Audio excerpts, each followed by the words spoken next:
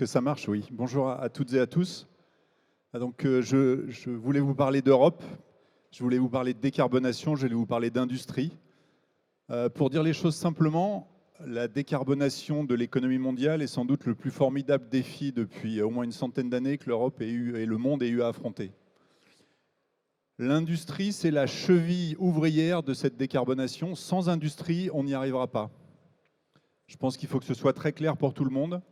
Les idées autour de la décroissance, de la limitation des usages, c'est acceptable à très peu d'endroits et ça ne répondra pas au problème. C'est par l'innovation, c'est par l'intelligence humaine, c'est par le travail ensemble, c'est par la sobriété des usages qu'on arrivera à apporter des réponses. Et quand on regarde comment ça se passe, il est clair que l'Europe est à l'évidence un échelon pertinent pour y arriver. Si on essaye de décarboner la France, on n'y arrivera pas. Et donc l'Europe est un élément complètement central dans les projets qu'a l'industrie aujourd'hui. C'est un élément central parce qu'il offre un marché d'une grande taille, parce qu'il offre un périmètre et une capacité de soutien public qui est indispensable, et parce qu'il offre aussi la ressource en hommes, en intelligence, en capacité industrielle, en capacité de production, en bureau d'études, qui va nous permettre d'y répondre. Mais si on veut y arriver, il faut être conscient qu'il y a plusieurs enjeux pour réussir ce chantier de réindustrialiser et de décarboner notre économie. Le premier, je pense que c'est le plus important, il faut être bien conscient qu'il ne faut pas juste décarboner l'Europe.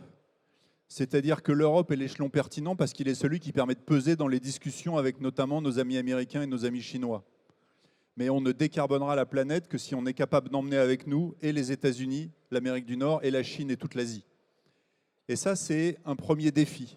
Et quand on regarde le défi à l'aune de cette question, finalement, on a une réponse assez simple. La meilleure façon de décarboner la planète, c'est de faire plus de choses en Europe. Avant tout ce qui a pu être rajouté ces derniers temps, on a déjà l'environnement où on a l'électricité la plus décarbonée, l'environnement réglementaire le plus exigeant et les entreprises qui sont au meilleur niveau sur tous ces enjeux. Donc je pense qu'il faut que l'Europe se rende bien compte que la première priorité, c'est de faire le maximum de choses chez nous. Et donc, ce n'est pas toujours en rajoutant un surcroît de réglementation, de complexité et d'exigence qu'on y arrive, parce que dans un monde ouvert, il y a un moment où quand l'eau monte trop haut, on ne respire plus. Et donc, il faut en permanence trouver ce point d'équilibre. Ça, je pense que c'est le premier enjeu, il est vraiment absolument fondamental. Le deuxième, qui est aussi très important, c'est comment est-ce qu'on y arrive. Comment est-ce qu'on y arrive? C'est, j'allais dire, toutes ces discussions qu'on peut avoir avec l'Union européenne, qu'on peut avoir avec les différents États, pour que cette prise de conscience se produise et que finalement, les gens se rendent compte que l'Europe, c'est le bon échelon pour exercer, je pense à un mot qui était un gros mot il y a 10 ans et qui ne l'est plus aujourd'hui, qui est la souveraineté. Parce que devant ce formidable défi, le risque de repli sur soi, il existe. Le risque de défendre son périmètre, son territoire, sa nation est quand même quelque chose d'assez fort. Et on voit bien qu'en face de l'Amérique et de la Chine, si on traite ce sujet au niveau de la France, on ne pèsera pas assez, quelles que soient nos extraordinaires qualités. Et donc, finalement, le formidable défi, et c'est le deuxième qui est proposé à l'Europe, c'est comment une union de 27 pays, dans un monde qui a connu des bouleversements qu'on a vus, une crise sanitaire, une crise énergétique, une crise logistique, la guerre à nos portes, comment est-ce qu'on est à 27 capable d'exercer cette idée de la souveraineté ? Alors c'est vrai que c'est plus facile pour la Chine ou les États-Unis. Ils ont un seul pays, un seul gouvernement, une seule capacité à décider. Et je pense que finalement, c'est un endroit aussi où il faut absolument que toutes nos entreprises se posent la question comment elles peuvent contribuer, comment elles peuvent peser, comment elles peuvent aider à ce qu'il y ait une prise de conscience. Parce que l'exercice de la souveraineté à 27, croyez-moi, c'est pas facile. Pourquoi ça marche dans l'entreprise? Parce que quand on remonte tout en haut, à la fin, il y a une personne qui décide. En Europe, quand vous remontez tout en haut, il y a 27 personnes qui se réunissent et qui doivent se mettre d'accord. Elles doivent se mettre d'accord en n'ayant pas toujours le même agenda, pas toujours la même priorité, pas toujours la même histoire, pas toujours la même façon de travailler, pas toujours le même domaine d'excellence. Mais si on n'est pas capable de contribuer, si on n'est pas capable de faire fonctionner ce système, une chose dont je suis convaincu, c'est qu'on n'y arrivera pas.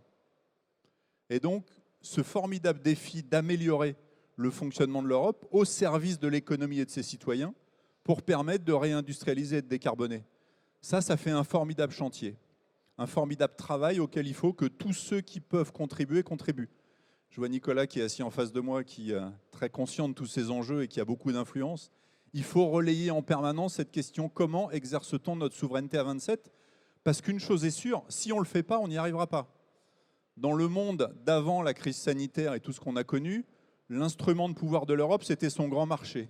Et quelque part, elle disait, si vous voulez accès à mon marché, vous me donnez un certain nombre de choses en échange.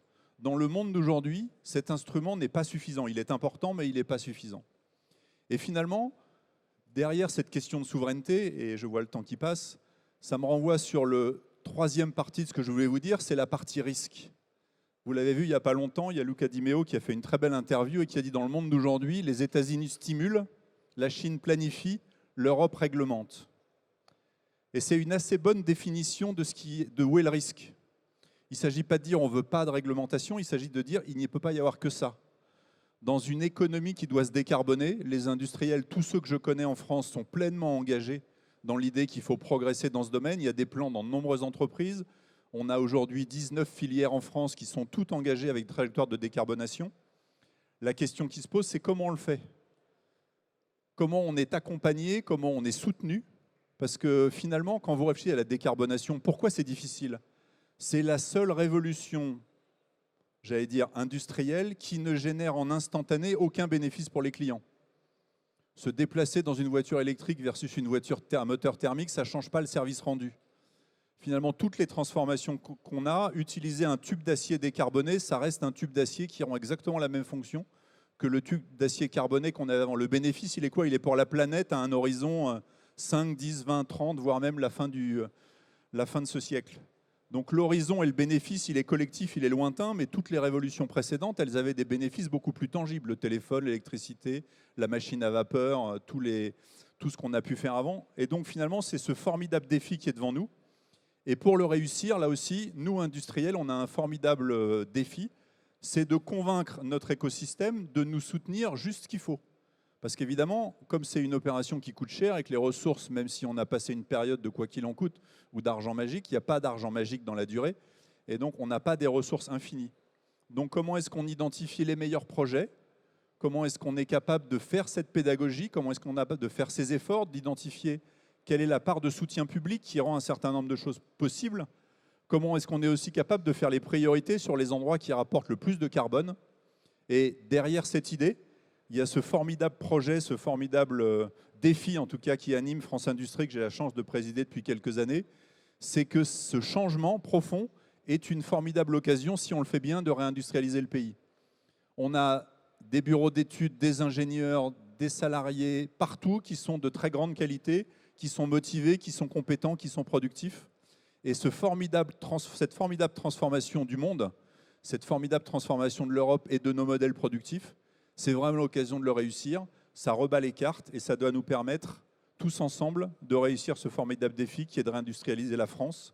Et c'est d'autant plus important quand vous prenez un peu de perspective. Finalement, les défis de la France et les défis de son industrie sont les mêmes. Ascenseur social, diagonale du vide, territoire abandonné, commerce extérieur, création de richesses. Vous retrouvez dans toutes les faiblesses actuelles de la France la faiblesse de son industrie. Et donc ce formidable défi qui est devant nous, réussir à réindustrialiser pour redresser le pays avec toutes les bonnes volontés et le soutien de l'Europe. Merci beaucoup.